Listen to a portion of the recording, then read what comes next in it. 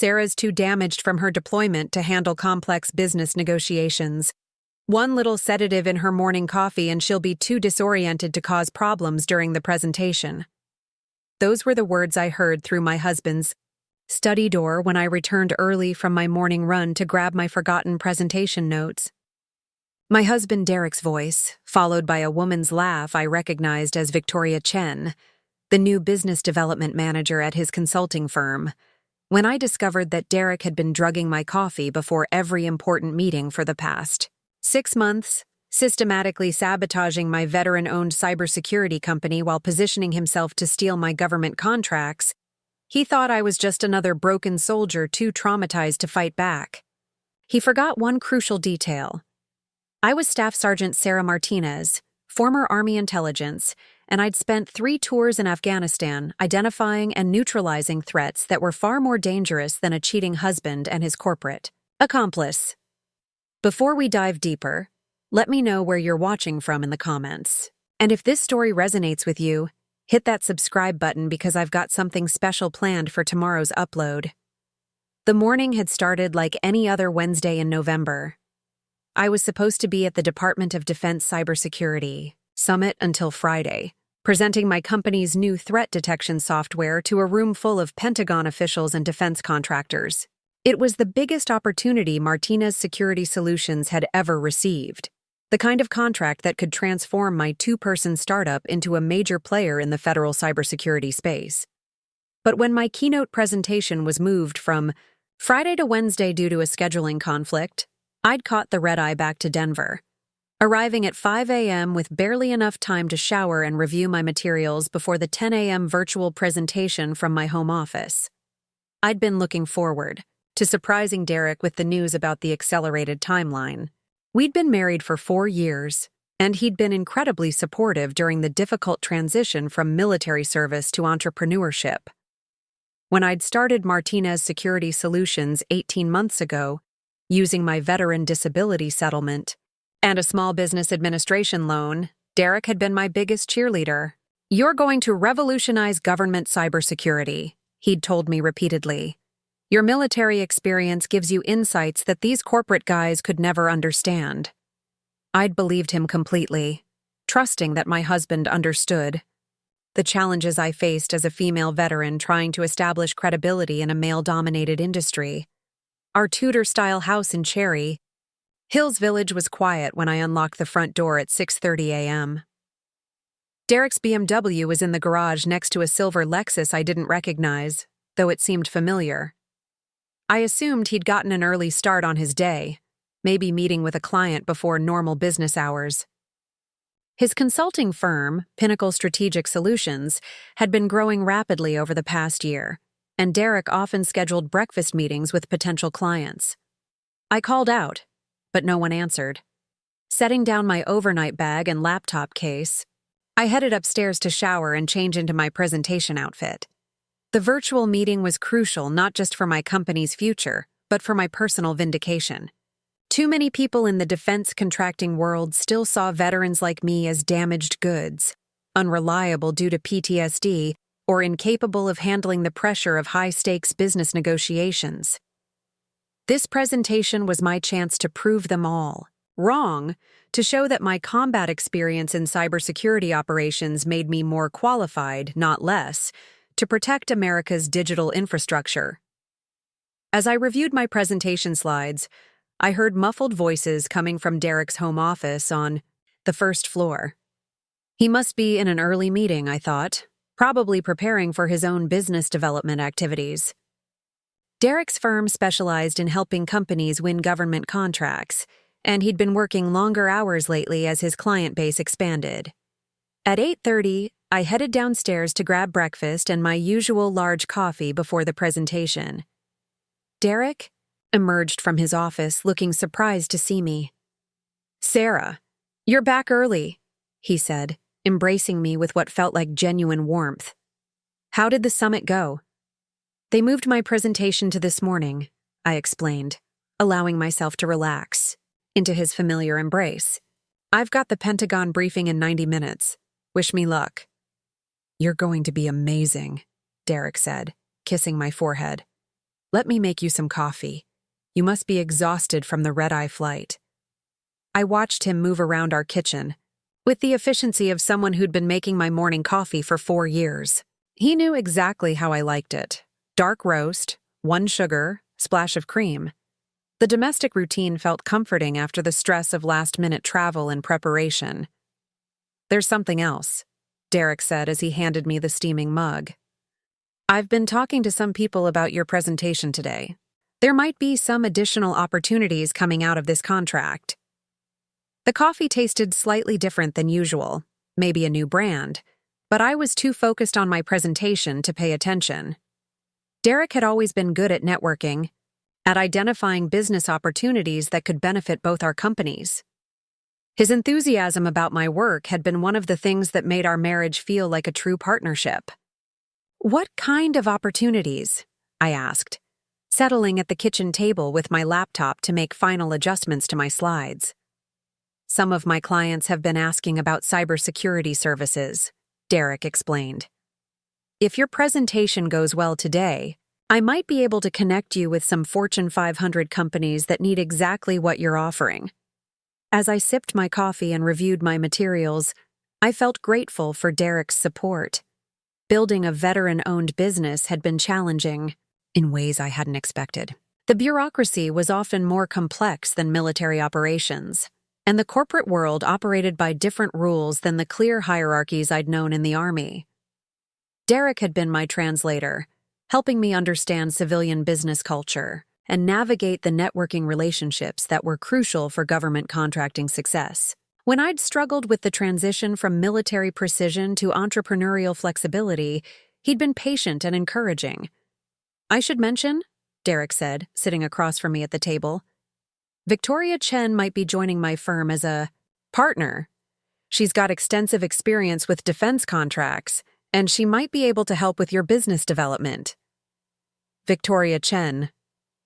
I recognized the name from Derek's business conversations, though I'd never met her personally.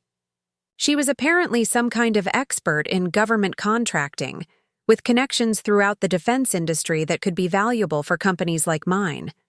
That's great, I said, taking another sip of coffee. More connections in the defense space would be incredibly helpful. By 9:45, I was settled in my home office, laptop connected to the secure video conferencing system the Pentagon used for classified discussions. My presentation was loaded, my notes were organized, and I felt as prepared as I'd ever been for anything in my life. The virtual meeting room filled up with participants from across the country. Defense Department officials from Washington, cybersecurity executives from California, military contractors from Texas. 18 people in total, representing some of the most important decision-makers in federal cybersecurity procurement. Good. Morning, everyone, said General Patricia Williams, the Defense Department's Chief Information Security Officer, who was moderating the session. We're here to evaluate Martinez Security Solutions' threat detection platform for potential implementation across our critical infrastructure networks. This was it. The moment that would determine whether my company survived and thrived, or remained a small startup struggling to gain credibility in an industry dominated by established corporations with decades of government relationships. But, as I opened my mouth to begin my presentation, something felt wrong. My thoughts seemed sluggish, my vision slightly blurred. The words I'd practiced hundreds of times felt unfamiliar on my tongue. Ms. Martinez, General Williams said. Whenever. You're ready to begin. I looked at the expectant faces on my screen, representing millions of dollars in potential contracts and the future of everything I'd worked to build since leaving the Army. And I realized that the woman Derek thought was too damaged to handle. Pressure was about to discover just how dangerous it was to underestimate a combat veteran.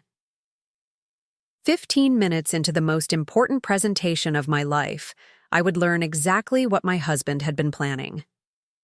And he would learn exactly what Sarah Martinez was capable of when someone threatened everything she'd fought to protect. 15 minutes into my presentation, my words began slurring together like I was speaking through cotton. The advanced threat, Detection algorithms I'd developed seemed impossibly complex, even though I'd designed every line of code myself. General Williams frowned from her video window as I stumbled through an explanation of our intrusion detection protocols. "Ms. Martinez, are you feeling all right?" she asked, her voice carrying the concern of someone who'd seen soldiers struggle with various challenges. "Perhaps we should take a brief recess." The room of defense officials and contractors watched, as I struggled to articulate concepts I could normally explain in my sleep. My vision kept sliding in and out of focus, and my hands felt disconnected from my brain as I tried to navigate my presentation slides. "I'm sorry," I managed, my tongue feeling thick and unresponsive. "I think I might be having some kind of medical issue. Could we postpone for 30 minutes? "Of course," General Williams said immediately. "We'll reconvene at 10:45. Take care of yourself, Sergeant Martinez." As the video conference ended, panic flooded through my disoriented mind. This was my one shot at the Pentagon contract, and I was blowing it in front of the most important audience of my career. But something about my symptoms felt wrong, too sudden and specific to be a natural medical emergency. I stumbled downstairs, to the kitchen, my balance off in a way that reminded me of the mild, traumatic brain injury I'd sustained during a mortar attack in Kandahar. But this felt different, chemically induced rather than trauma-related. Derek's office door was slightly ajar, and I could hear voices coming from inside. My disoriented brain took several seconds to process that one of the voices was female, and that they were discussing me. "She's completely out of it," Derek was saying, and I could hear satisfaction in his tone. "The presentation is going exactly as we planned. There's no way the Pentagon gives a major contract to someone who can't even speak coherently during a briefing." "Are you sure she won't remember anything specific?" The woman's voice was professional, controlled. Victoria Chen, I realized through my mental fog. The dosage was perfect. She'll think it was stress, or maybe a medical issue related to her service. Sarah always assumes her problems are connected to her deployment trauma. It makes her easy to manipulate. I pressed myself against the hallway wall, my military training kicking in despite the drugs in my system. In Afghanistan, gathering intelligence while compromised had sometimes meant the difference between life and death. My body might be impaired, but my mind was beginning to understand what was happening. "What about the contract?" Victoria asked. "When Martinez Security fails to deliver, who's positioned to pick up the Pentagon deal?" "Pinnacle Strategic has been developing our own cybersecurity division," Derek replied. "I've been documenting Sarah's technical processes for months, learning her methodologies. Once her company collapses, we'll be ready to offer similar services through our own firm." The betrayal hit me like incoming artillery. Derek hadn't been supporting my business development. He'd been stealing my intellectual property while systematically destroying my professional credibility. "How long have you been drugging her?" Victoria's question sent ice through my veins. 6 months, Derek said casually. "Every time she had an important meeting or presentation. Just enough to make her seem unreliable, unstable. The VA doctors keep adjusting her PTSD medications, so everyone assumes her problems are psychological." 6 months. Every fumbled client, presentation, every awkward networking event, every moment when I'd felt like I was failing to live up to my own standards. Derek had been poisoning me, turning my coffee routine into a weapon against my own success. "She's been wondering why her business isn't growing despite having superior technology," Derek continued. "She keeps blaming herself, thinking she's not cut out for civilian entrepreneurship. It's actually kind of pathetic how easily she accepted that she was the problem." My hands clenched into fists as I listened to them discuss my systematic destruction. The woman who'd earned 3 Bronze Stars and a Purple Heart, who'd led cyber warfare operations against enemy networks, who'd been trusted with classified intelligence that could determine the outcome of military operations. "What about her military connections?" Victoria asked. "She's got relationships throughout the defense establishment that could be valuable." Sarah's too damaged to maintain professional relationships effectively, Derek said. Her former commanding officers think she's struggling with civilian transition. Her Army intelligence contacts assume she's having PTSD-related performance issues. No one suspects that her husband is deliberately sabotaging her.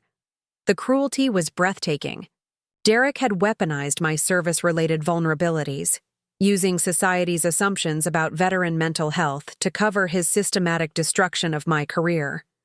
Besides, Derek added, once her company fails and we're divorced, I'll have access to all her military contacts and technical knowledge without having to deal with her emotional baggage. Divorced, they weren't just planning to steal my business, they were planning to destroy my marriage, my career, and my reputation simultaneously. When will you file? Victoria asked. After the Pentagon contract goes to someone else and her company officially collapses.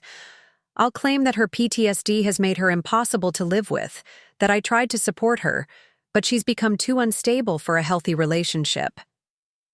I backed, away from the door slowly, my mind racing despite the chemical impairment. They thought I was upstairs, incapacitated and unaware of their conversation. They had no idea that Staff Sergeant Sarah Martinez had been trained to function under chemical influence, to gather critical intelligence even when compromised. In Afghanistan, I'd learned that the most dangerous enemy was the one who knew your routines, your weaknesses, your trusted relationships. Derek had been studying me for months, mapping my vulnerabilities and exploiting my trust. But he'd made one crucial miscalculation. He'd assumed that my military training made me broken rather than dangerous. He'd seen my service as a source of exploitable trauma rather than a foundation of unbreakable strength. I climbed the stairs quietly, each step helping clear my head as my body processed whatever Derek had put in my coffee. By the time I reached my office, my thoughts were sharpening into the tactical clarity that had kept me alive through 3 combat deployments. The Pentagon presentation was in 20 minutes. Derek expected me to fail, to stumble through the briefing and lose the most important contract opportunity of my career. Instead, I was going to give the performance of my lifetime. Not just to win the contract, but to document every moment of my professional competence for the legal battle. That was about to begin. Derek thought he was destroying a damaged veteran. He was about to discover he'd declared war on a soldier who'd spent years learning how to identify, track, and neutralize threats to national security, and threats to my mission had never survived contact with Sarah Martinez. At 10:45, I rejoined the Pentagon video conference with a clarity that surprised everyone, including myself. The drugs were wearing off, and my military training had kicked in with the focused precision that had made me one of the Army's most effective cyber intelligence operatives. Ladies and gentlemen, I began, my voice steady and professional. I apologize for the earlier technical difficulties. Let me show you exactly how Martinez Security Solutions can revolutionize your threat detection capabilities. For the next 45 minutes, I delivered the most comprehensive cybersecurity presentation of my career.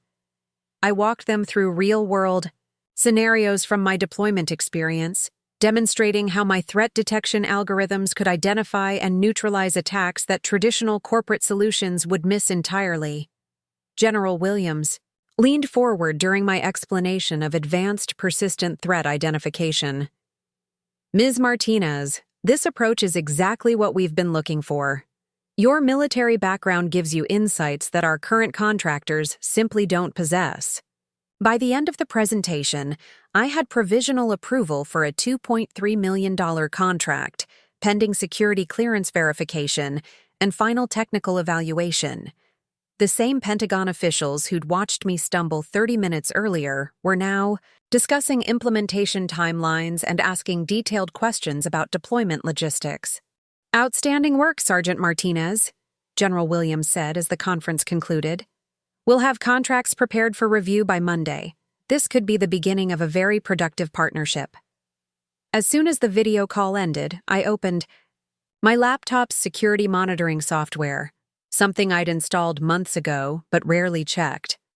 If Derek had been systematically sabotaging my presentations, there might be evidence of unauthorized access to my systems or files.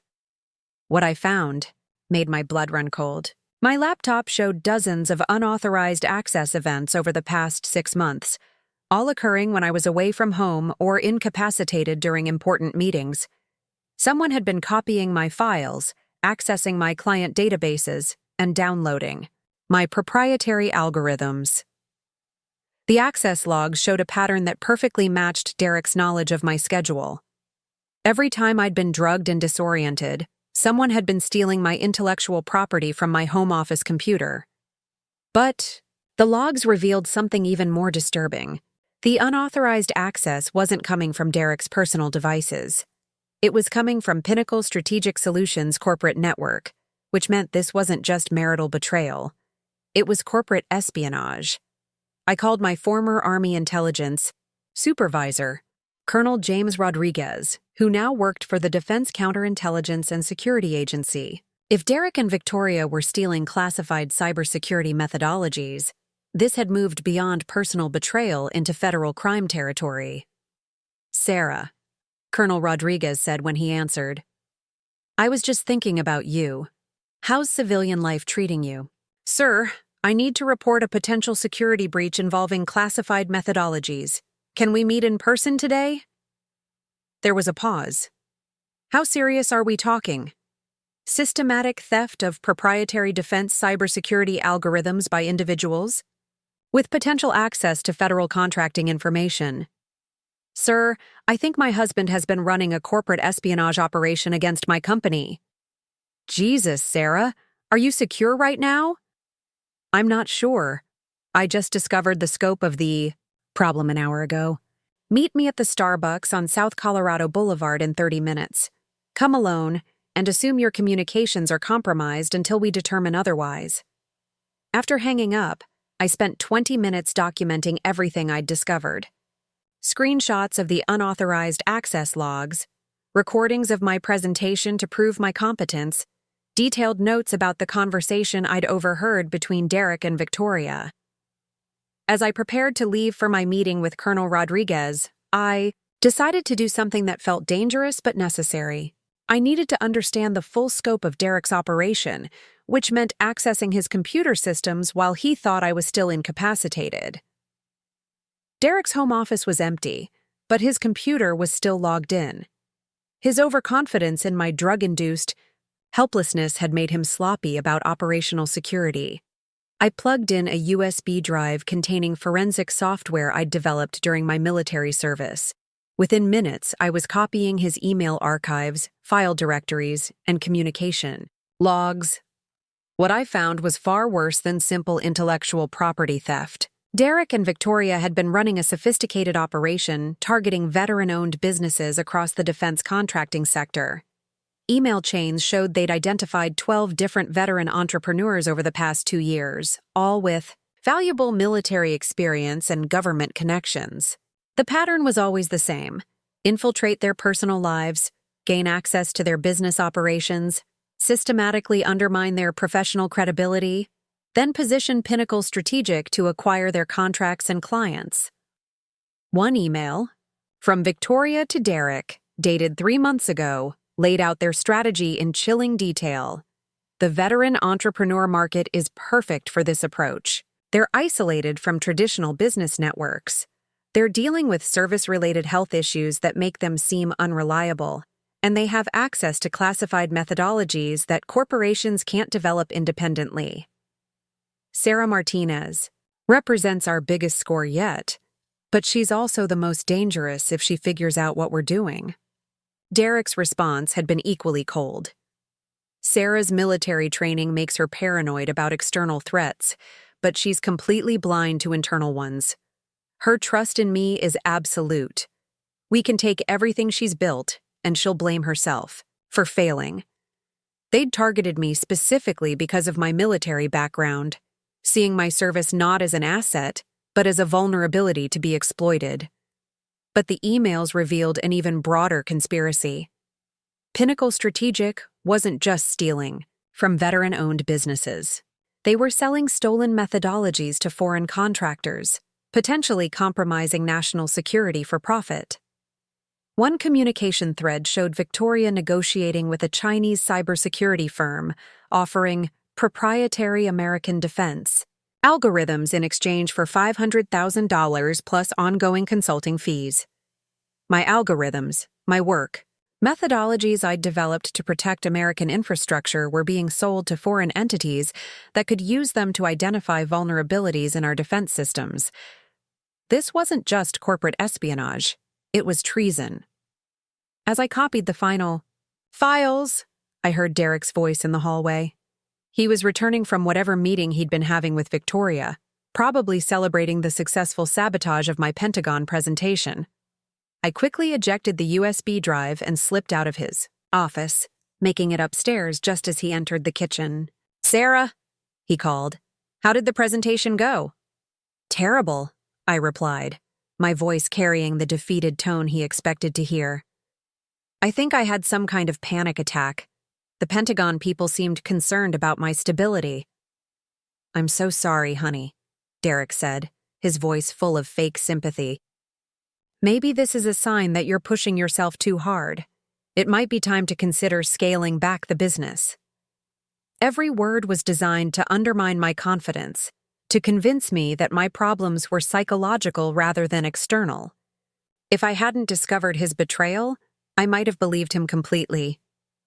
"You're probably right," I said, playing the role of the defeated veteran he expected me to be. "Maybe I'm not cut out for this level of business pressure." As Derek comforted me with false reassurances, I was already planning my next moves. The evidence I'd gathered was enough to destroy his operation and potentially save national security, information from being sold to foreign adversaries. But first, I needed to meet with Colonel Rodriguez and determine exactly how deep this conspiracy went. Sitting across from Colonel Rodriguez at the crowded Starbucks, I struggled to maintain the professional composure that had carried me through 3 combat deployments. The man who'd been my mentor and commanding officer for 2 years took one look at my face and immediately shifted into protective mode. "Sarah, you look like hell. When's the last time you ate something?" he asked, his voice carrying the concern of someone who'd seen too many good soldiers destroyed by circumstances beyond their control. "I can't remember," I admitted, my hands shaking slightly as I slid the USB drive across the table. "Sir, everything I thought I knew about my life has been a lie." Colonel Rodriguez pocketed the drive without drawing attention from other customers. "Start from the beginning. Tell me everything." As I recounted the morning's discoveries, I watched my former commanding officer's expression grow increasingly grim. He'd known me as Staff Sergeant Martinez, one of his most reliable cyber intelligence operatives, someone who'd maintained operational effectiveness under enemy fire, who'd never failed to complete a mission regardless of personal cost. "Jesus Christ, Sarah," he said when I finished explaining Derek's systematic sabotage. "This isn't just spousal abuse. This is a coordinated attack on a service member's civilian transition. The psychological warfare aspects alone." His voice trailed off as he processed the implications. Colonel Rodriguez had spent years helping veterans navigate the challenges of civilian reintegration. He understood how vulnerable we were during that transition, how easy it was for our service-related struggles to be weaponized against us. "Sir, there's something else," I said, my voice barely above a whisper. "I keep thinking about every moment over the past 4 years when I trusted him completely. Our wedding day, when I was so proud to introduce him to my Army friends. The night I got back from my final deployment, when he held me while I cried about losing 2 soldiers from my unit. The memory of that night hit me like incoming mortar fire. I'd been destroyed by survivor's guilt, questioning whether I'd made the right tactical decisions during the ambush that killed Specialists Johnson and Patel. Derek had seemed to understand my pain in a way that felt genuine, holding me while I sobbed and promising that we'd build a life together that honored their sacrifice. He used my grief as intelligence, I continued, my voice breaking. Every vulnerability I shared, Every moment of weakness, every time I needed emotional support, he was gathering information about how to manipulate me more effectively. Colonel Rodriguez leaned forward, his expression shifting into the tactical, assessment mode I remembered from our deployment briefings. Sarah, I need you to think like an intelligence operative right now, not like a betrayed spouse. What did Derek know about your military service that he could have used for operational planning? The question forced me to analyze my marriage, like a counterintelligence case, and the results were devastating. Derek knew about my traumatic brain injury from the mortar attack, which made it easy for him to attribute drug-induced disorientation to service-related health issues. He knew about my struggles with hypervigilance and anxiety, which allowed him to frame my legitimate concerns as paranoid thinking. Most damaging, he knew about the survivor's guilt I carried from losing soldiers under my command. Derek had used my deepest psychological wound as a weapon, convincing me that my business failures were evidence of my unworthiness to lead anything important. Sir, he turned my service record into a psychological profile for exploitation. I realized, the words feeling like broken glass in my throat. Everything I was proud of, everything I'd sacrificed for, he used it all against me. Sarah, look at me, Colonel Rodriguez said firmly. The man you're describing isn't a husband. He's an enemy operative who infiltrated your life using classic intelligence techniques. You're not a failed wife. You're a compromised asset who's been under systematic attack. The reframing should have been helpful, but it only made the betrayal feel worse. At least enemy operatives were strangers motivated by ideology or nationalism. Derek was supposed to love me, to be my partner in building a life that honored everything I'd learned in service. I keep thinking about our honeymoon, I said, tears finally starting to fall. We went to Ireland, and he seemed so interested in learning about my family's military history. My grandfather who served in World War II, my uncle who died in Vietnam. I thought he was trying to understand the traditions that shaped me. What did you tell him about your family's service?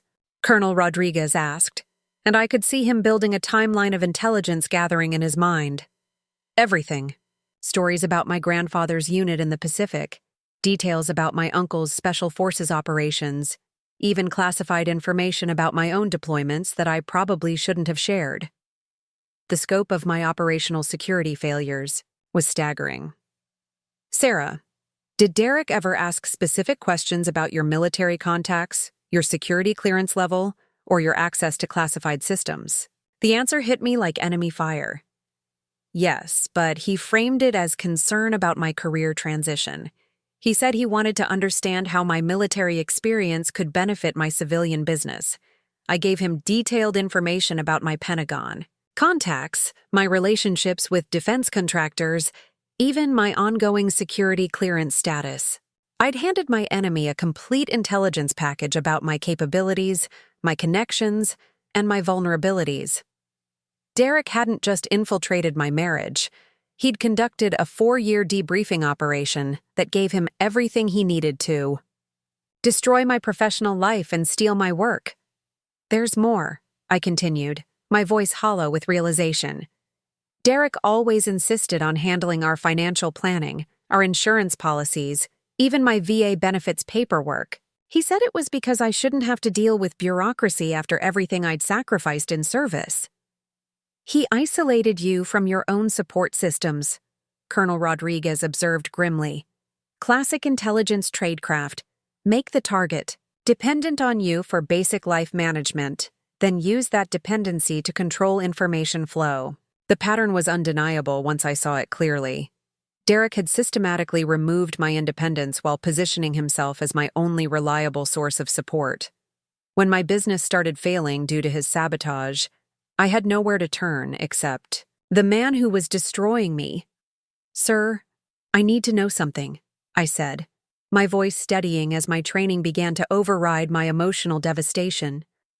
How many other veteran entrepreneurs might be experiencing similar operations? If Derek and Victoria have targeted 12 businesses, How many more teams like theirs are operating across the country? Colonel Rodriguez was quiet for a long moment, processing implications that extended far beyond my personal situation. Sarah, I think you've uncovered something that goes way beyond corporate espionage. This could be a systematic attack on veteran entrepreneurship in the defense sector. Which means this isn't just about me anymore, I realized. Other veterans are going through what I went through, blaming themselves for failures that aren't their fault. The thought of other service members being destroyed by similar operations transformed my emotional devastation into something harder and more focused. Derek had weaponized my service record against me, but he'd also given me something he couldn't steal: the tactical training and strategic mindset that had made me effective in combat. "Sir, I'm ready to fight back," I said, my voice carrying the determination that had gotten me through 3 deployments. "But I'm going to need help, Colonel." Rodriguez smiled for the first time since I'd started explaining my situation. "Sarah, you're about to discover that messing with one Army intelligence veteran means going to war with the entire veteran community. Let's make some calls." Colonel Rodriguez made his first call before we even left the coffee shop, speaking in the coded language that veterans use when discussing sensitive operations with other veterans. Within 30 minutes, he'd assembled what he called an informal task force of concerned alumni. Former military intelligence operatives now working in federal law enforcement, cybersecurity, and defense contracting. "Sarah, you're not fighting this alone," he said as we walked to his car. "Master Sergeant Lisa Thompson from the FBI's Cybercrime Division is driving down from the Denver field office. Captain Mike Chen, no relation to Victoria, works for the Defense Criminal Investigative Service and specializes in contractor fraud. And Major Rebecca Foster runs cybersecurity for a defense contractor that's been losing bids to companies. They suspected we're using stolen intelligence." The shift from victim to mission commander felt like putting on body armor after months of walking around exposed and vulnerable. These weren't just professional contacts. They were my brothers and sisters in arms, people who understood that an attack on one veteran's success was an attack on all of us. "Where are we meeting?" I asked, my mind already shifting into operational planning mode. "Lisa's arranging a secure conference room at the FBI field office. We'll have access to federal databases, secure communications, and legal authority to investigate interstate commerce violations." Colonel Rodriguez paused at his car. "Sarah, I need to ask you something difficult. Are you prepared to wear a wire when you go home to Derek tonight?" The question should have terrified me, but instead it felt like being offered a weapon after months of fighting unarmed. "Yes, sir. What's the objective?" "We need Derek and Victoria to incriminate themselves on tape. The evidence you've gathered is excellent, but we need them to admit their crimes verbally, on record, in a way that eliminates any possibility of claiming the thefts were authorized or accidental." As we drove toward the FBI field office, I began constructing a psychological profile of my husband based on everything I'd learned about his operational methods. Derek was arrogant, which made him talkative when he thought he was winning. He was also patronizing toward me, which meant he'd likely explain his schemes in detail if he believed I was too damaged to pose a threat. "Sir, I think Derek will confess everything if I approach him correctly," I said, my training in interrogation techniques kicking in. He spent months convinced that I'm too psychologically compromised to be dangerous. If I play into that assumption, he might reveal details about other victims and the broader conspiracy. "What's your approach?" Colonel Rodriguez asked, and I could hear the tactical interest in his voice. "Broken veteran having a psychological breakdown. I'll tell him I'm scared about my mental health, that I'm considering selling my business and depending on him completely. His ego won't be able to resist explaining how smart he's been, how he's been protecting me from responsibilities I'm too damaged to handle." Colonel Rodriguez nodded approvingly. "Classic intelligence exploitation. Use the target's arrogance and need for validation against them." At the FBI field office, Master Sergeant Thompson greeted me with the firm handshake and direct eye contact that immediately identified her as former military. Sergeant Martinez, I've been reviewing the preliminary evidence Colonel Rodriguez sent over. This is the most sophisticated veteran targeting operation I've seen, and I've been investigating contractor fraud for 6 years. Captain Chen arrived with a briefcase full of documents showing similar patterns of veteran business failures across Colorado, Texas, and Virginia. Sarah, we think Derek and Victoria's operation is just one cell in a much larger network. Companies owned by recent veterans have been failing at statistically impossible rates, always due to apparent mental health or competency issues. Major Foster spread out a map showing the locations of suspicious business failures. Look at this pattern.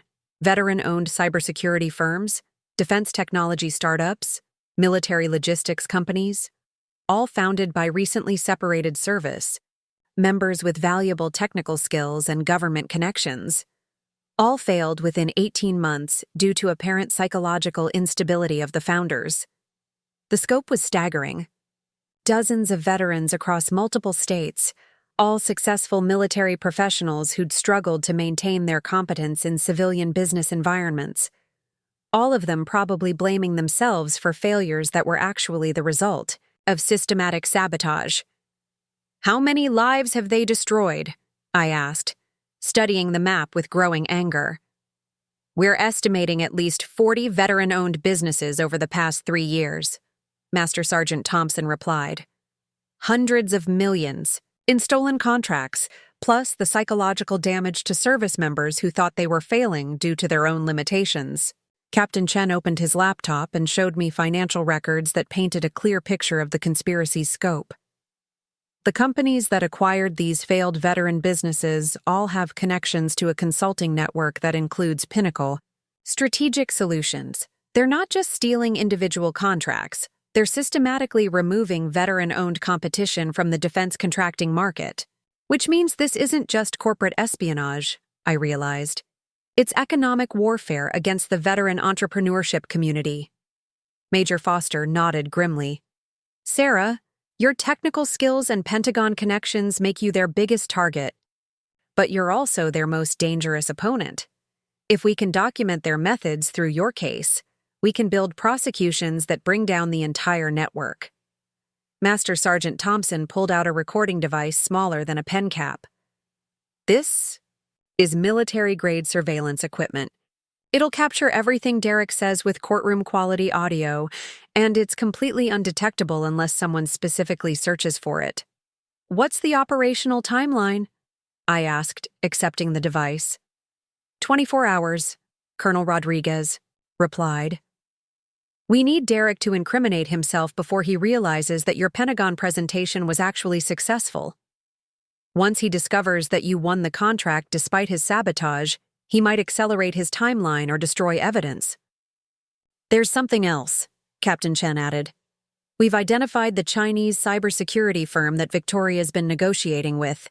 If we can document the transfer of classified methodologies to foreign entities, this becomes a national security case with much more severe penalties. The mission parameters were clear. Gather evidence of Derek's domestic crimes while documenting any attempts to sell American defense technologies to foreign adversaries. Success would mean justice for dozens of veteran families and protection of national security information. Failure would mean Derek and Victoria escaped while their network continued destroying veteran businesses across the country. I need to understand something, I said, looking around the room at my fellow veterans. Why are you all helping me? You could investigate this through normal channels without involving a compromised witness. Master Sergeant Thompson smiled. Sarah, you served 3 tours protecting American interests overseas. Now we're serving 1 mission protecting a fellow veteran's interests at home. It's the same fight, just a different battlefield. Colonel Rodriguez checked his watch. Sarah, you need to get home before Derek becomes suspicious about your absence. Remember, he thinks you're emotionally devastated by your failed presentation. Play that role, but gather intelligence about his next moves. As I prepared to return home and face the man who'd been systematically destroying my life for months, I felt something I hadn't experienced since leaving the Army. The confidence that came from having a mission, a team, and the skills necessary to complete the objective. Derek thought he was married to a broken veteran too damaged to fight back. Tonight, he was going to discover that Staff Sergeant Sarah Martinez had never learned how to surrender. I arrived home at 6:30 p.m., the recording device hidden beneath my shirt collar and my mission parameters clear in my mind. Derek was in the Mao's kitchen preparing dinner, humming softly as he chopped vegetables with the domestic contentment of someone who believed his plan was proceeding perfectly. "How are you feeling, honey?" he asked as I entered, his voice carrying the careful concern of someone monitoring a psychological asset. "You seemed pretty shaken up after the presentation."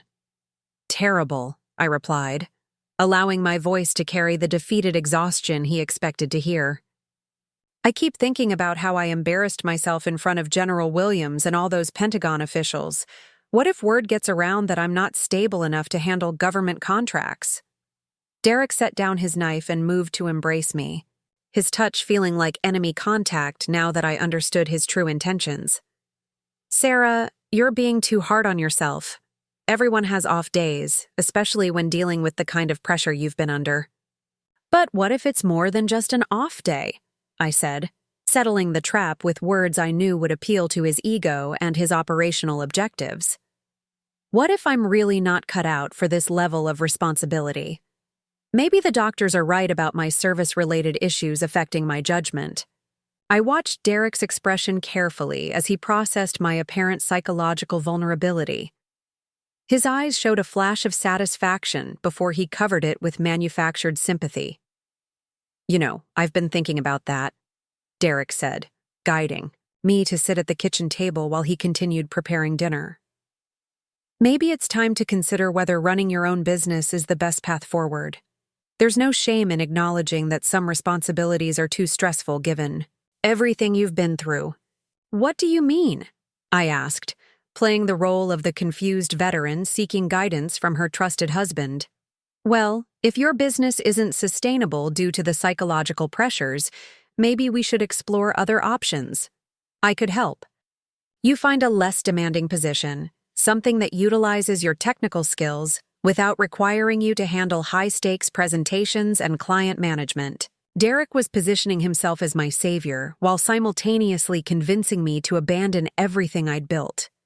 The manipulation was textbook psychological warfare, designed to make me grateful for my own destruction. I got a call from Victoria. "Chen today?"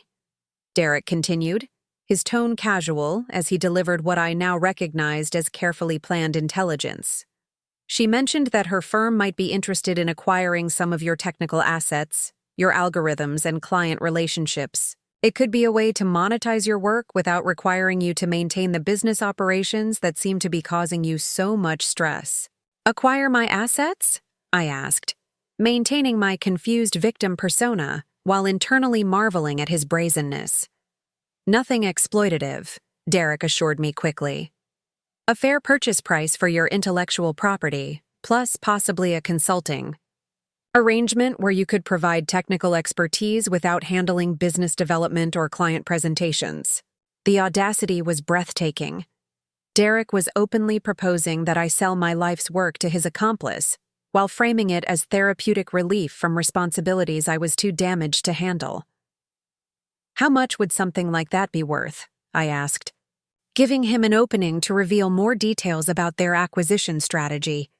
"Victoria thinks your algorithms could be worth anywhere from $200,000 to $500,000, depending on the scope of the intellectual property transfer. Plus, if you're willing to provide ongoing technical consultation, there could be a monthly retainer that would give you steady income without the stress of running your own operation." Derek was describing the systematic theft of my company as if it were a generous rescue package for a struggling veteran. The psychological manipulation was so sophisticated that I might have been grateful if I hadn't understood his true motives. "That sounds almost too good to be true," I said, letting vulnerability creep into my voice. "Are you sure Victoria's firm would really be interested in my work?" "Sarah, your technical skills are exceptional," Derek said, and for a moment his praise sounded almost genuine. "The problem isn't your capabilities, It's the business environment that's too demanding for someone dealing with service-related challenges.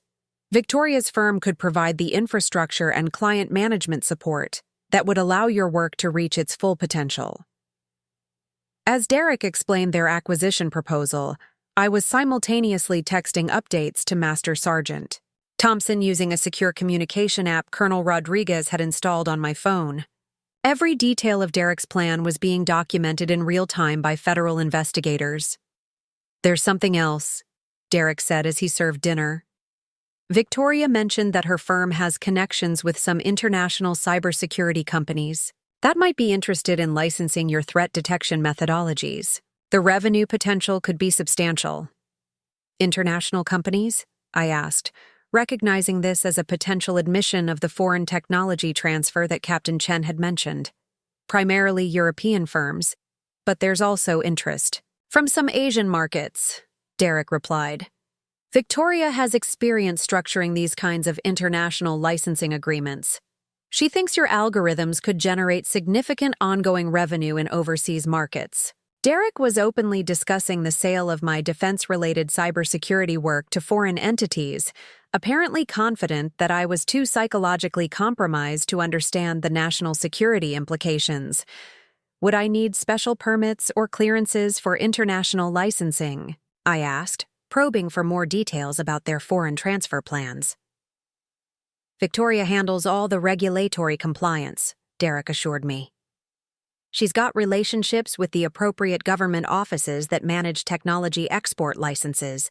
You wouldn't need to worry about any of the bureaucratic details." The conversation continued for another hour, with Derek providing increasingly detailed information about their operation while believing he was counseling a psychologically fragile veteran toward accepting their rescue package. He explained Victoria's network of acquisition targets, their methods for identifying vulnerable veteran-owned businesses, and their international licensing structure. Most damaging, Derek revealed the timeline for their broader operation. "Victoria thinks the veteran entrepreneur market is going to become increasingly competitive over the next few years," he said. "More and more service members are starting technology companies when they separate, and many of them have access to valuable methodologies and government connections. Companies like Victoria's need to position themselves now to capture that market opportunity." Derek was describing a systematic plan to monopolize veteran entrepreneurship in the defense sector, using psychological manipulation and corporate espionage to eliminate competition from actual veterans. "How many other veteran business owners has Victoria worked with?" I asked, maintaining my innocent curiosity. "She's helped quite a few military entrepreneurs transition out of business ownership over the past couple of years," Derek replied. "Usually, it's the same pattern. Technically skilled veterans who struggle with the business development side of entrepreneurship. Victoria's firm provides them with exit strategies that monetize their military experience without requiring them to handle responsibilities that might trigger service-related stress issues." Derek had just admitted on tape to being part of a conspiracy that had systematically destroyed dozens of veteran-owned businesses while framing the thefts as therapeutic interventions for struggling service members. As dinner concluded, Derek returned to his original proposal. "Sarah, I really think you should consider Victoria's offer seriously. It would eliminate the financial pressure you've been under, provide you with steady income, and allow you to focus on healing from your deployment experiences without the added stress of business ownership." "It does sound like it might be the right solution," I said, allowing hope to creep into my voice. "When could I meet with Victoria to discuss the details?" "Actually," Derek said, his excitement barely contained, "she's available tomorrow evening. We could have her over for dinner and go through the acquisition proposal in detail. Victoria's very good at explaining complex business arrangements in ways that are easy to understand." Derek was so confident in his psychological manipulation that he was planning to have his accomplice come to our house to finalize the theft of my company while I sat at my own dinner table. "That sounds perfect," I replied. "I'd like to get this resolved as quickly as possible. The uncertainty has been really difficult to handle."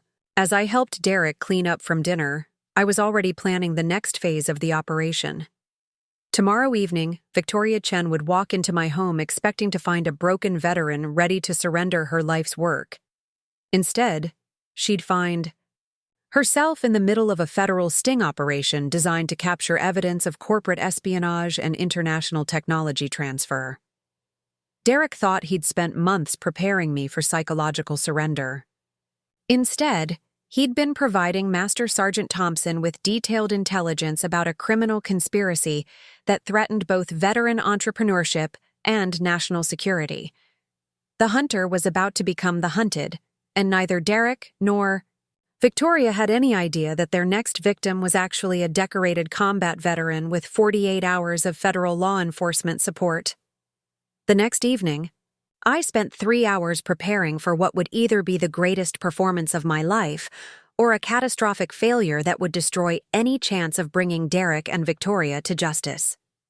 Master Sergeant Thompson had positioned surveillance teams around our house while Captain Chen monitored all electronic communications from a mobile command unit parked 2 blocks away. "Sarah, remember that your objective isn't just to gather evidence," Colonel Rodriguez reminded me through my earpiece during our final operational briefing.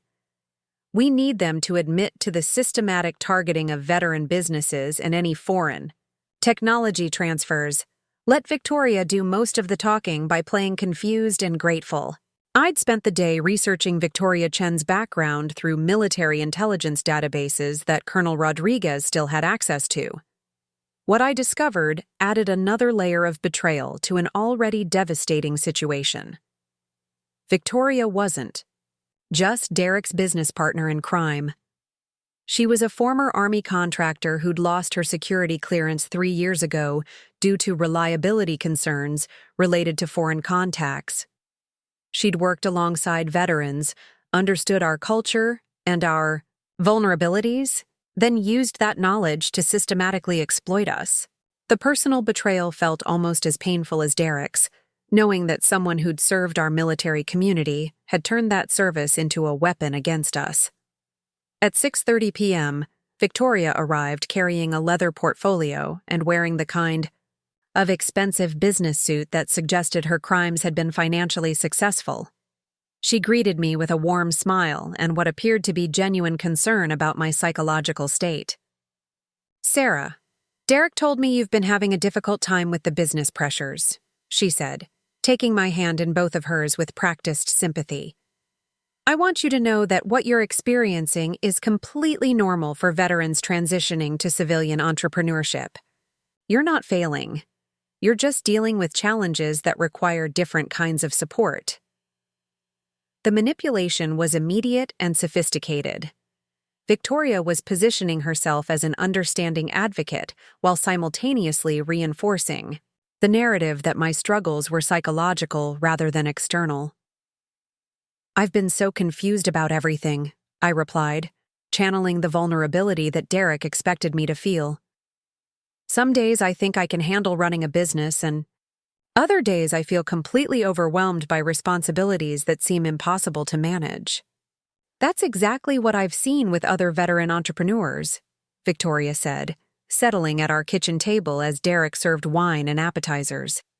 "The transition from military structure to civilian business operations can be incredibly challenging, especially for someone with your level of technical expertise but limited business development experience."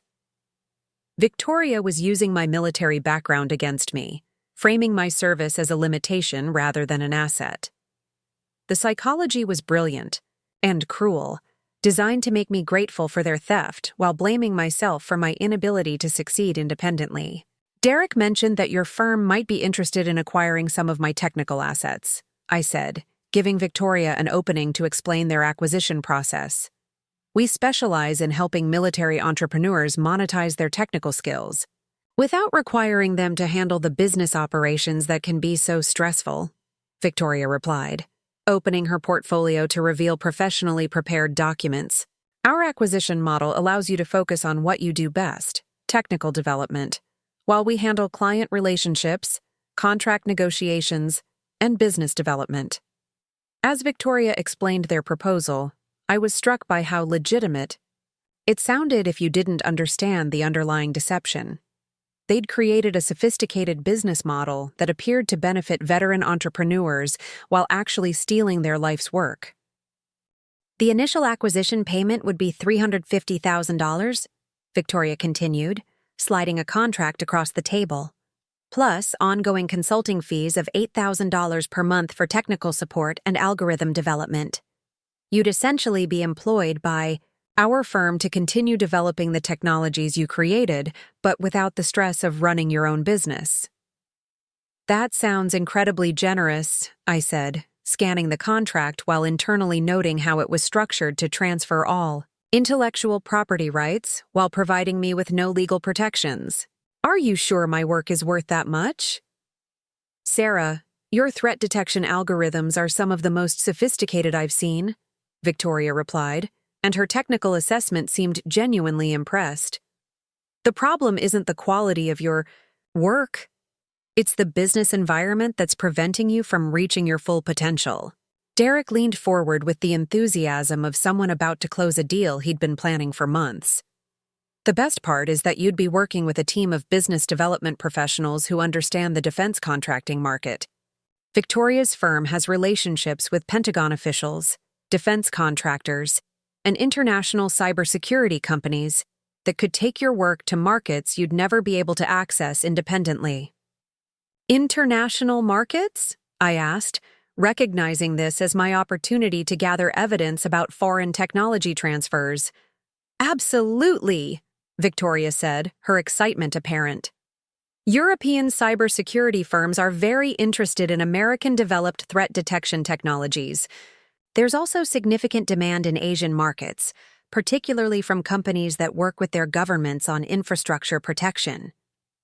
Victoria was openly discussing the sale of my defense-related algorithms to foreign entities, apparently confident that I was too psychologically compromised to understand the national security implications. Would I need any special approvals for international licensing? I asked, probing for more details about their export compliance procedures. That's the beauty of working with our firm, Victoria replied. We handle all the regulatory requirements, export licensing, and government notifications. You wouldn't need to worry about any of the bureaucratic complications. The casual way Victoria discussed bypassing export controls suggested they'd been systematically violating federal regulations governing the transfer of defense technologies to foreign entities. How many other veteran entrepreneurs have you worked with? I asked, giving Victoria an opportunity to reveal the scope of their operation. Over the past 3 years, we've helped 42 military entrepreneurs transition out of business ownership, Victoria said proudly. Usually it's the same pattern. Technically excellent veterans who struggle with the civilian business environment due to service-related challenges. Victoria had just admitted on tape to systematically targeting dozens of veteran-owned businesses while framing their thefts as therapeutic interventions. What types of businesses? I asked, maintaining my curious but grateful tone. Primarily technology companies founded by veterans with specialized military experience, Derek replied. Cybersecurity firms, defense logistics companies, communications, technology startups, companies founded by service members who have valuable technical skills but struggle with civilian business development. The veteran entrepreneur market is actually quite predictable, Victoria added. Most military professionals have excellent technical training but limited experience with corporate strategy, client relationship management, or international business development. Our model allows them to monetize their military experience without requiring them to handle responsibilities that might trigger service-related stress issues. Victoria was describing their systematic exploitation of veteran vulnerabilities as if it were a public service, using our service-related challenges as justification for stealing our life's work. There's something else that makes this arrangement particularly beneficial for you, Derek said, pulling out additional documents. Victoria's firm has a partnership with a Chinese cybersecurity company that's specifically interested in American-developed threat detection methodologies. Derek had just provided clear evidence of their intention to sell my work to foreign entities, potentially compromising national security for profit. Chinese companies? I asked, maintaining my naive curiosity while internally celebrating this. Admission. Tianlong Cybersecurity Solutions, Victoria replied. They're one of the largest cybersecurity firms in Asia, and they're willing to pay substantial licensing fees for access to your algorithms. The initial licensing agreement would be worth $500,000, with ongoing royalties based on implementation. Victoria was openly discussing the sale of American defense cybersecurity technologies to a Chinese firm, apparently confident that I was too damaged to understand the implications. That sounds almost too good to be true, I said, allowing wonder and gratitude to color my voice. You're essentially offering to take all the stress and complexity out of my business while still allowing me to benefit financially from my work. Exactly, Derek said, his satisfaction obvious. Sarah, you've spent months struggling with responsibilities that were never appropriate for someone dealing with your service-related challenges. This arrangement allows you to focus on healing and recovery while still benefiting from the excellent technical work you've done. As the evening concluded, Victoria presented me with signature pages for the acquisition contract. Sarah, I'd recommend reviewing these documents with an attorney, but the terms are quite straightforward. We're essentially purchasing your intellectual property and client relationships while employing you as a technical consultant. When would you need a decision? I asked, playing the eager victim ready to escape overwhelming responsibilities. Ideally, within the next week, Victoria replied. The international licensing opportunities are time-sensitive, and we'd like to begin the integration process as soon as possible. As Derek walked Victoria to her car, I sat at my kitchen table surrounded by contracts designed to steal everything I'd built, while making me grateful for my own destruction. The performance had been flawless, but more importantly, it had provided federal investigators with recorded evidence of corporate espionage, systematic veteran exploitation, and international technology transfer that violated multiple federal laws. Tomorrow, Victoria and Derek would expect to finalize the theft of my company. Instead, they'd discover that the broken veteran they'd been manipulating was actually a decorated combat soldier with the full support of federal law enforcement. The trap was set, and neither of them had any idea that their next victim was actually their captor. The confrontation began at 8:30 a.m. the next morning when Derek brought me coffee with what I now recognized as his usual sedative cocktail. But this time, I was ready. Using a sleight-of-hand technique I'd learned during survival training, I switched our mugs while he wasn't looking, ensuring that Derek would experience his own chemical manipulation. "How are you feeling about the meeting with Victoria today?" Derek asked, settling across from me at the breakfast table with the confidence of someone who believed his plan was proceeding perfectly. "Nervous but excited," I replied, maintaining the vulnerable persona that had served me so well the previous evening. "I keep thinking about how much easier my life will be once I don't have to worry about running a business anymore." Derek's satisfaction was obvious as he sipped his coffee, unknowingly consuming the same drugs he'd been using to incapacitate me for months. "Sarah, I'm so proud of how you're handling this transition. It takes real strength to recognize when you need help." Within 20 minutes, Derek's speech began slurring slightly, and his movements became less coordinated. The irony of watching him experience his own sabotage was deeply satisfying, but I maintained my concerned wife facade. "Derek, are you feeling all right?" I asked with manufactured worry. "You seem a bit disoriented." "I'm fine," he insisted, though his voice carried the same confusion I'd experienced during months of his systematic poisoning. "Just tired from all the preparation for today's meeting." At 10 a.m., Victoria arrived for what she believed would be the final contract signing. She found Derek struggling to maintain his usual composure while I played the role of the anxious veteran ready to surrender her life's work. "Sarah, I brought the finalized contracts," Victoria announced, spreading documents across our kitchen table with the efficiency of someone who'd conducted similar thefts dozens of times. "Once we handle the paperwork, we can begin the asset transfer process immediately." I'm so grateful for this opportunity, I said, my voice carrying the exhaustion and relief that Victoria expected to hear. Derek's been explaining how much better my life will be once I'm not responsible for managing everything myself. Victoria glanced at Derek, whose drug-induced disorientation was becoming more apparent. Derek, you look a bit pale. Are you feeling well? He's been under a lot of stress helping me navigate this transition, I explained quickly.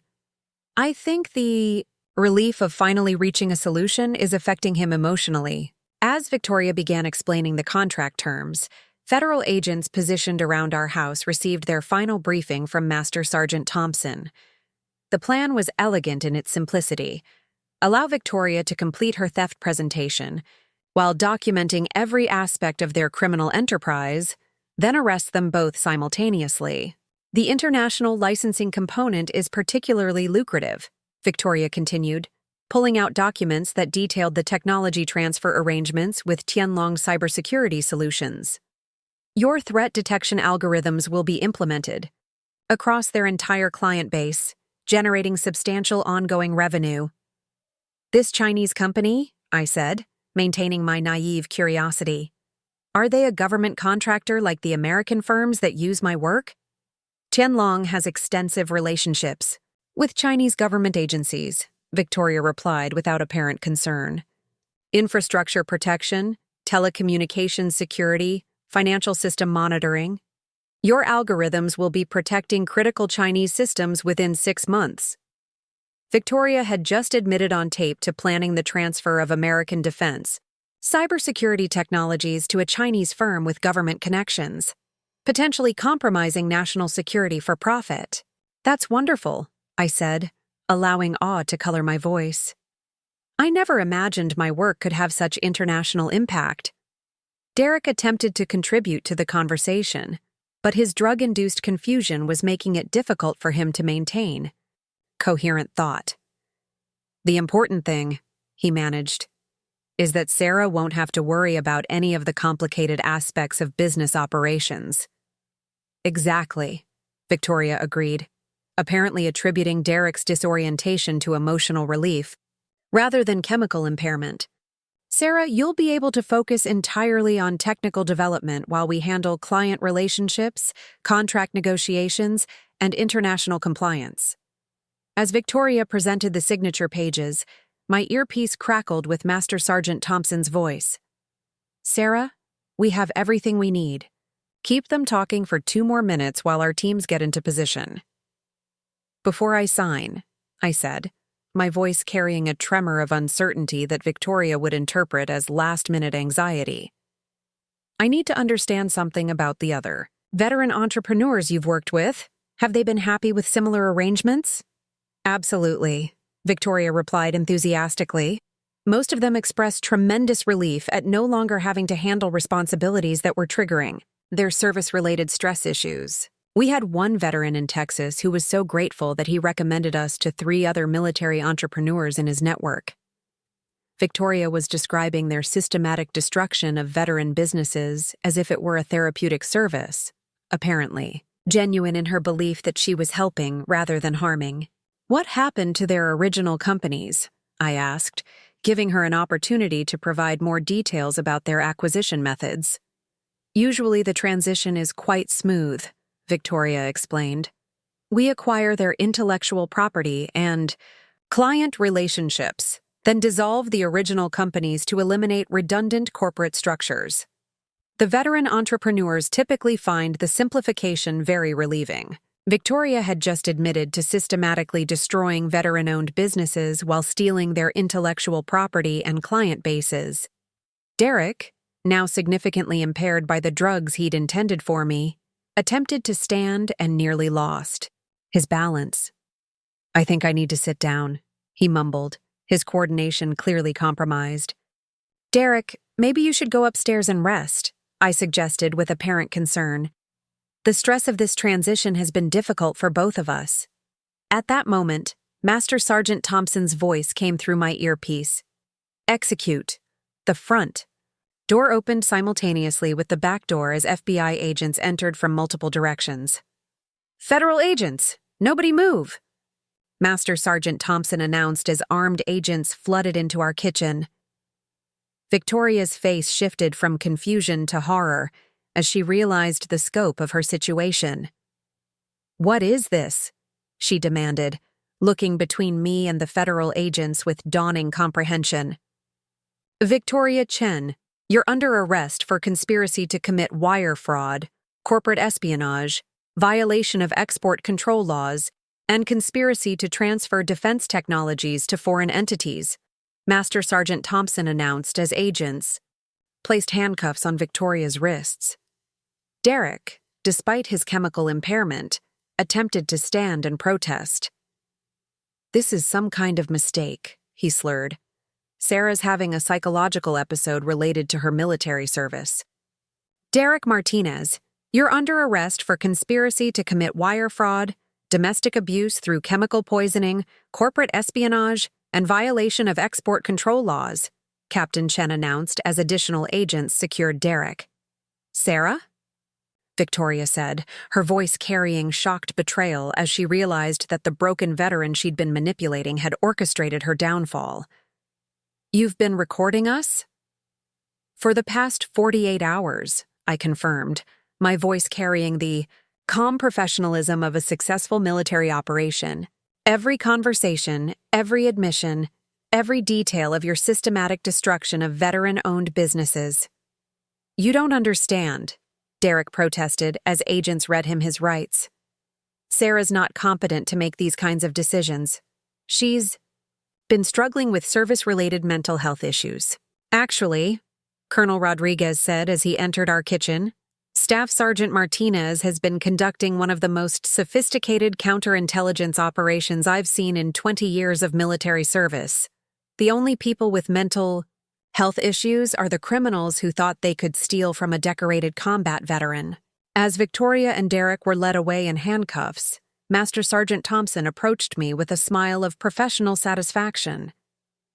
"Sarah, the evidence you gathered is sufficient to prosecute not just these two, but their entire network.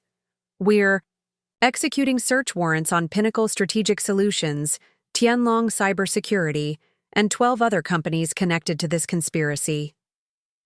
"What about the other victims?" I asked, watching through our window as federal agents loaded Derek and Victoria into separate vehicles.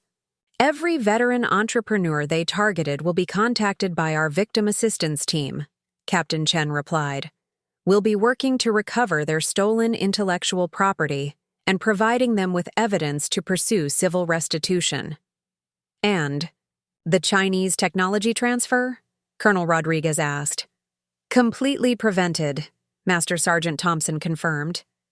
"Tianlong Cybersecurity's American operations are being shut down, and we're coordinating with international law enforcement to investigate their other acquisition activities." As the arrest teams departed, I stood in my kitchen surrounded by the contracts Victoria had prepared to steal my life's work. The broken veteran they'd targeted had become their worst nightmare, and justice had never felt more satisfying. Derek and Victoria thought they were destroying damaged soldiers. Instead, they'd discovered what happened when you declared war on the United States Army. 2 years after Derek's sentencing, I stood before a packed auditorium at the National Veterans Entrepreneurship Conference in Washington, D.C., delivering a keynote address to over 800 military veterans who were building their own businesses. The woman Derek had systematically poisoned and Victoria had tried to exploit had become the leading voice in protecting veteran entrepreneurs from financial predators. "Ladies and gentlemen, brothers and sisters in arms," I began, my voice carrying the confidence that had been forged through combat, tempered by betrayal, and strengthened by justice. "I want to tell you about the most dangerous enemy you'll face as veteran entrepreneurs. It's not market competition, regulatory challenges, or funding difficulties. It's the predator who recognizes that our military training makes us both incredibly valuable and uniquely vulnerable during civilian transition." The audience included recently separated service members launching technology startups, disabled veterans building consulting firms, and military spouses creating businesses to support their families during deployments. Each face represented someone who could become a target for the kind of systematic exploitation that Derek and Victoria had perfected. 3 years ago, I thought I was a failing entrepreneur whose PTSD was making it impossible to handle civilian business responsibilities. I continued. What I actually was a successful veteran being systematically sabotaged by criminals who'd identified my service-related vulnerabilities and weaponized them against my professional success. In the front row sat Colonel Rodriguez, now retired, and serving as the executive director of the Martinez Foundation for Veteran Entrepreneurship. Beside him sat Eleanor Rodriguez, Marcus Thompson, and 12 other veteran entrepreneurs whose businesses had been saved through the investigation that began with my own case. The Martinez Foundation had grown into a national organization with offices in 8 states and partnerships with federal agencies, veteran service organizations, and civilian business associations. We'd helped recover over $300 million in stolen assets, assisted in prosecuting 47 separate criminal enterprises, and provided business protection services to over 2,000 veteran entrepreneurs. The key to understanding these predators, I explained to the audience, is recognizing that they specifically target us because of our military experience, not despite it. They know we have access to valuable technical skills, government connections, and classified methodologies. They also know we're dealing with transition challenges that make us vulnerable to manipulation, disguised as support. After my presentation, I was approached by Captain Maria Santos, a recently separated Air Force intelligence officer who'd been struggling with her cybersecurity consulting firm for 8 months. Her story was hauntingly familiar, mysterious.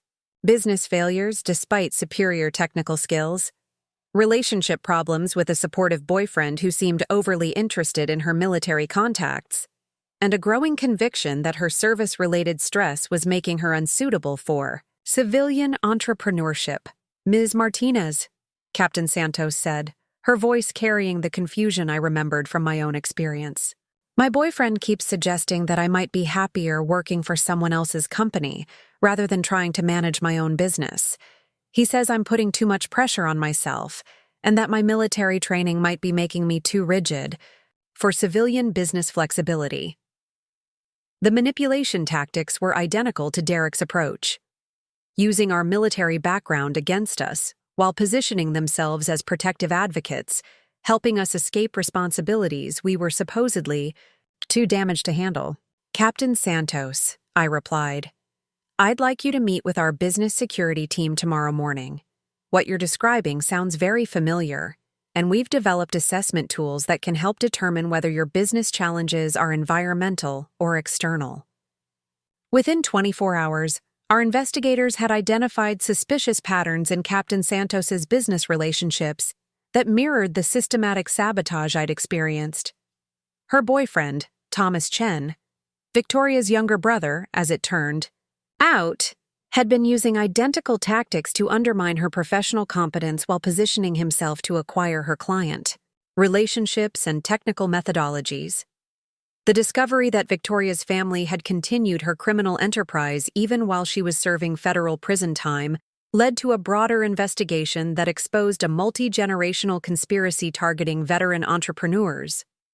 Thomas Chen was arrested 3 weeks later, along with 2 cousins who'd been operating similar schemes in California and Florida.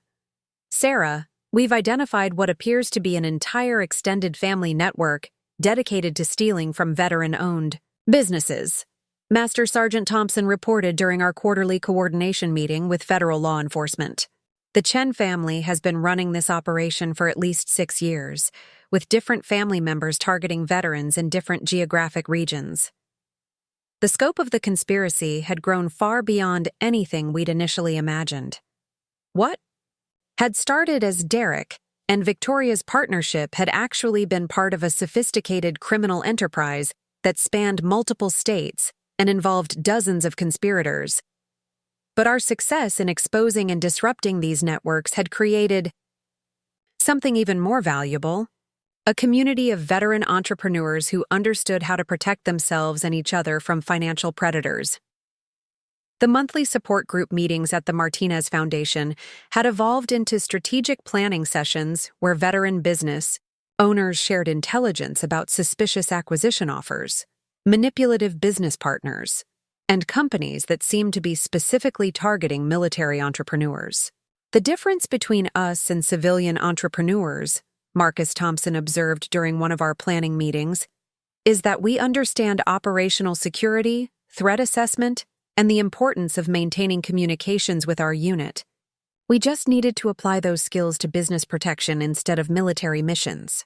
Eleanor Rodriguez had developed a comprehensive screening protocol that veteran entrepreneurs could use to evaluate potential business partners, investors, and acquisition offers. The key warning signs, she explained during our training seminars, are excessive interest in your military background, pressure to make quick decisions about major business changes, and any suggestion that your service-related challenges make you unsuitable for independent business ownership. The Martinez Foundation's investigation unit had become so effective at identifying veteran-targeting fraud schemes that federal agencies regularly consulted us about suspicious business activities in the military entrepreneurship community. We'd developed pattern recognition software that could identify companies using systematic tactics to acquire veteran-owned businesses under suspicious circumstances. Sarah, your foundation has essentially created an early warning system for the entire veteran entrepreneurship community, Agent Thompson told me during our annual review meeting. Criminal enterprises that used to operate for years before detection are now being identified and disrupted within months of beginning their operations. The personal transformation had been as significant as the professional impact. The broken trust that Derek's betrayal had created had been replaced by a deeper understanding of the difference between vulnerability and weakness, between openness and naivety.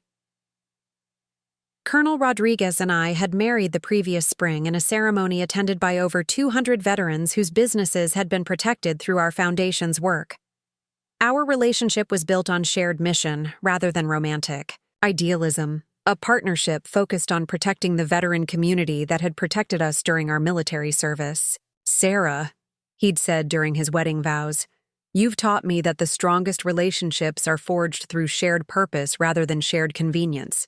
Together, we're going to ensure that no other veteran family experiences the kind of betrayal that nearly destroyed your life. The Foundation's educational programs had been implemented at military transition assistance courses nationwide, ensuring that every separating service member received training on business security and financial protection. We'd partnered with the Small Business Administration to create veteran-specific guidance on recognizing and avoiding predatory business relationships, but perhaps the most meaningful development had been the creation of the Veteran Entrepreneur Protection Network, a nationwide communication system that allowed military business owners to share real-time intelligence about threats, opportunities, and resources. What we've built, I explained to a reporter from Military Times who was writing about the Foundation's impact, is essentially a civilian application of military unit cohesion. Veterans protect each other in combat, and now we're protecting each other in business. The network had grown to include over 5,000 veteran entrepreneurs across all 50 states, creating a community that was virtually immune to the kind of systematic exploitation that had once been common in our transition demographic. 3 months ago, I'd received a letter from Victoria Chen in federal prison. She'd written to express remorse for her crimes and to provide information about other criminal networks that were targeting veteran entrepreneurs. Unlike Derek's attempt at reconciliation, Victoria's letter contained actionable intelligence that led to the arrest of 6 additional predators operating in the Pacific Northwest. Ms. Martinez, Victoria had written, I understand that you'll never forgive what I did to you and the other veterans my network targeted, but I hope you'll use the information I'm providing to protect other military families from experiencing the same devastation I helped create. I'd forwarded Victoria's intelligence to federal authorities while maintaining my position that her crimes were unforgivable. Some actions were too profound for redemption, but that didn't mean her information couldn't be used to protect other veterans from similar exploitation. Derek had taught me that evil often wore the mask of love and protection. Victoria had taught me that predators often justified their crimes as helping their victims. Together, they'd given me the knowledge necessary to recognize and defeat financial predators who specifically targeted the veteran community. The woman who'd been systematically poisoned and professionally sabotaged had become the veteran community's most effective defender against financial exploitation.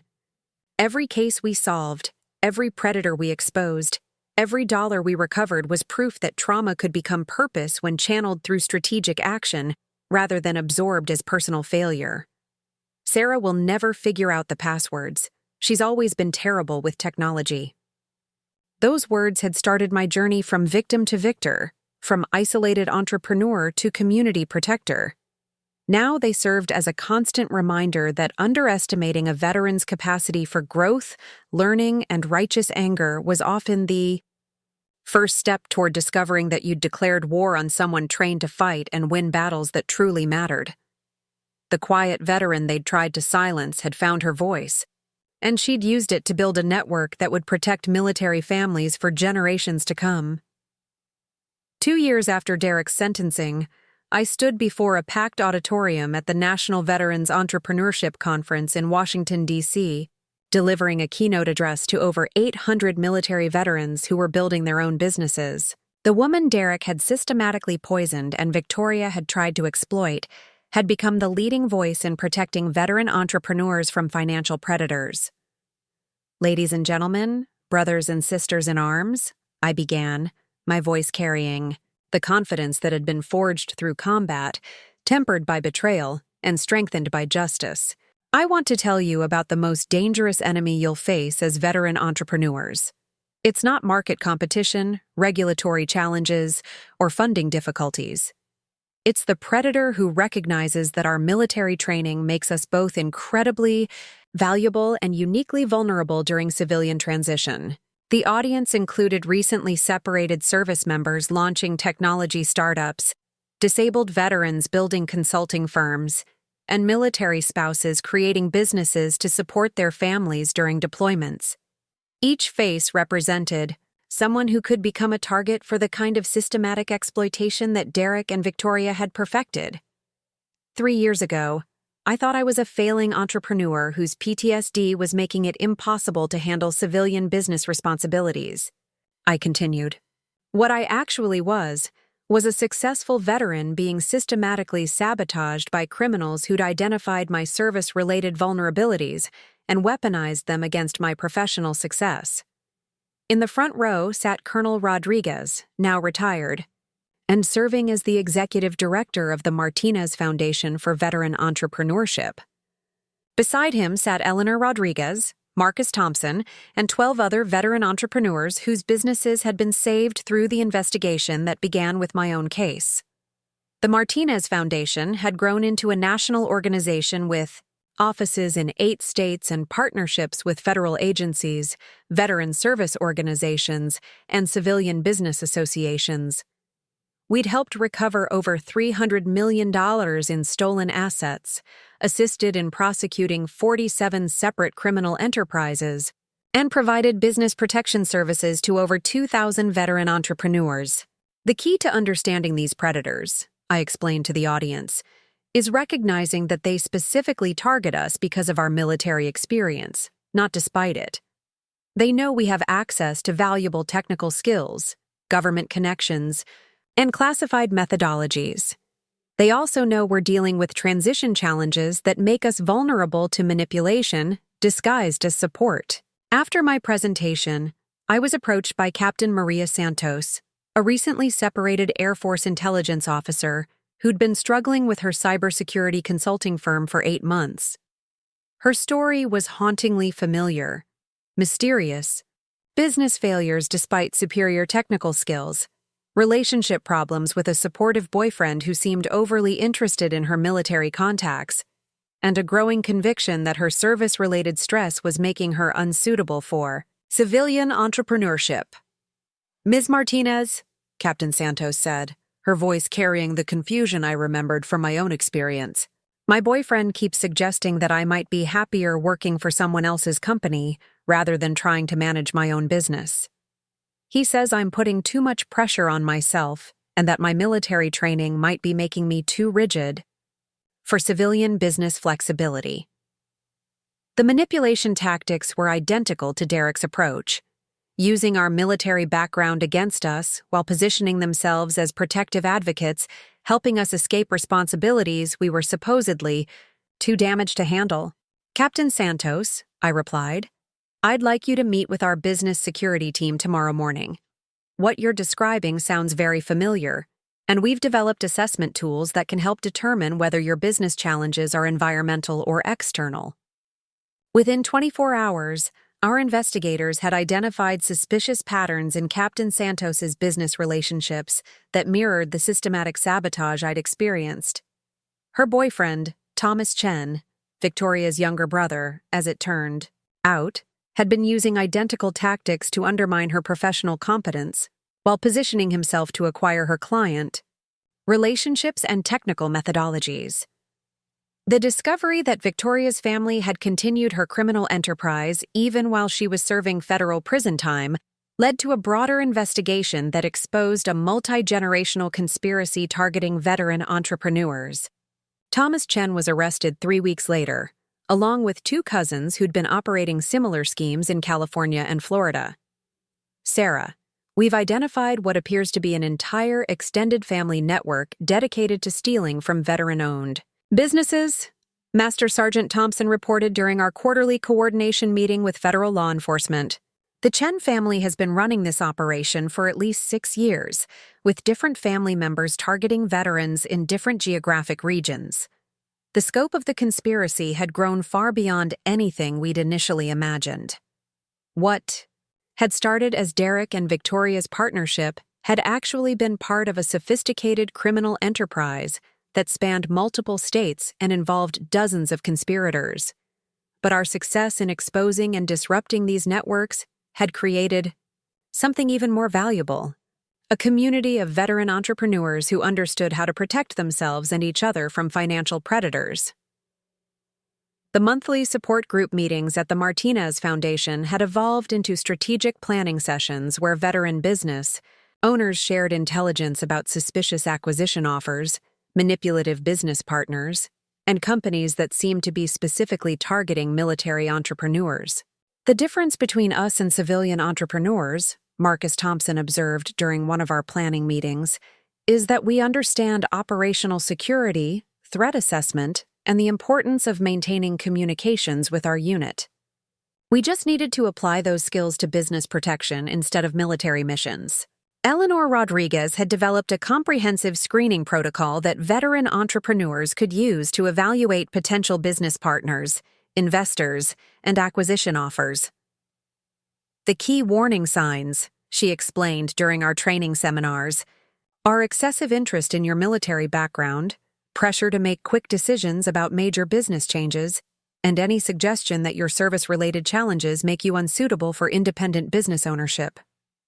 The Martinez Foundation's investigation unit had become so effective at identifying veteran-targeting fraud schemes that federal agencies regularly consulted us about suspicious business activities in the military entrepreneurship community.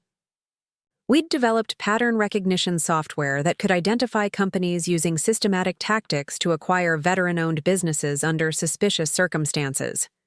"Sarah, your foundation has essentially created an early warning system for the entire veteran entrepreneurship community," Agent Thompson told me during our annual review meeting. "Criminal enterprises that used to operate for years before detection are now being identified and disrupted within months of beginning their operations." The personal transformation had been as significant as the professional impact. The broken trust that Derek's betrayal had created had been replaced by a deeper understanding of the difference between vulnerability and weakness, between openness and naivety. Colonel Rodriguez and I had married the previous spring in a ceremony attended by over 200 veterans whose businesses had been protected through our foundation's work. Our relationship was built on shared mission rather than romantic idealism. a partnership focused on protecting the veteran community that had protected us during our military service. "Sarah," he'd said during his wedding vows, "you've taught me that the strongest relationships are forged through shared purpose rather than shared convenience. Together, we're going to ensure that no other veteran family experiences the kind of betrayal that nearly destroyed your life." The Foundation's educational programs had been implemented at military transition assistance courses nationwide, ensuring that every separating service member received training on business security and financial protection. We'd partnered with the Small Business Administration to create veteran-specific guidance on recognizing and avoiding predatory business relationships. But perhaps the most meaningful development had been the creation of the Veteran Entrepreneur Protection Network, a nationwide communication system that allowed military business owners to share real-time intelligence about threats, opportunities, and resources. "What we've built," I explained to a reporter from Military Times who was writing about the Foundation's impact, "is essentially a civilian application of military unit cohesion. Veterans protect each other in combat, and now we're protecting each other in business." The network had grown to include over 5,000 veteran entrepreneurs across all 50 states, creating a community that was virtually immune to the kind of systematic exploitation that had once been common in our transition demographic. 3 months ago, I'd received a letter from Victoria Chen in federal prison. She'd written to express remorse for her crimes and to provide information about other criminal networks that were targeting veteran entrepreneurs. Unlike Derek's attempt at reconciliation, Victoria's letter contained actionable intelligence that led to the arrest of 6 additional predators operating in the Pacific Northwest. "Ms. Martinez," Victoria had written, "I understand that you'll never forgive what I did to you and the other veterans my network targeted. But I hope you'll use the information I'm providing to protect other military families from experiencing the same devastation I helped create." I'd forwarded Victoria's intelligence to federal authorities while maintaining my position that her crimes were unforgivable. Some actions were too profound for redemption. But that didn't mean her information couldn't be used to protect other veterans from similar exploitation. Derek had taught me that evil often wore the mask of love and protection. Victoria had taught me that predators often justified their crimes as helping their victims. Together, they'd given me the knowledge necessary to recognize and defeat financial predators who specifically targeted the veteran community. The woman who'd been systematically poisoned and professionally sabotaged had become the veteran community's most effective defender against financial exploitation. Every case we solved, every predator we exposed, every dollar we recovered was proof that trauma could become purpose when channeled through strategic action rather than absorbed as personal failure. "Sarah will never figure out the passwords. She's always been terrible with technology." Those words had started my journey from victim to victor, from isolated entrepreneur to community protector. Now they served as a constant reminder that underestimating a veteran's capacity for growth, learning, and righteous anger was often the first step toward discovering that you'd declared war on someone trained to fight and win battles that truly mattered. The quiet veteran they'd tried to silence had found her voice, and she'd used it to build a network that would protect military families for generations to come. Standing in my foundation's headquarters, 5 years after that morning when I'd overheard Derek's betrayal, I looked at the wall displaying photos of over 400 veteran entrepreneurs whose businesses had been saved through our intervention. Each face represented a family that hadn't been destroyed by predators, a dream that hadn't been stolen, a service member who'd learned that their struggles were caused by criminals rather than their own limitations. The Martinez Foundation had become more than a business protection organization. It had become proof that when veterans work together, we're virtually unstoppable. The same unit cohesion that had kept us alive in combat zones around the world was now protecting us in the civilian battlefield of entrepreneurship. My phone buzzed, with a text from Captain Santos, whose business was now thriving after we'd helped her escape Thomas Chen's manipulation. "Sarah just signed a $5 million contract with the Department of Homeland Security. Thank you for teaching me that asking for help isn't weakness. It's tactical intelligence. Derek had tried to convince me that my military service made me broken. Instead, it had made me dangerous to anyone who threatened the veteran community I'd sworn to protect. Victoria had tried to steal my life's work. Instead, she'd given me the motivation to build something far more powerful than any individual business. The woman they'd underestimated had become their worst nightmare, and in doing so, had discovered that the greatest victory wasn't personal. Revenge. It was ensuring that no other veteran family would ever experience the kind of systematic betrayal that had nearly destroyed mine. If this story resonated with you, if you believe in protecting those who've served our country, hit that subscribe button and ring the notification bell. Tomorrow, I've got another incredible story of justice and resilience that you won't want to miss.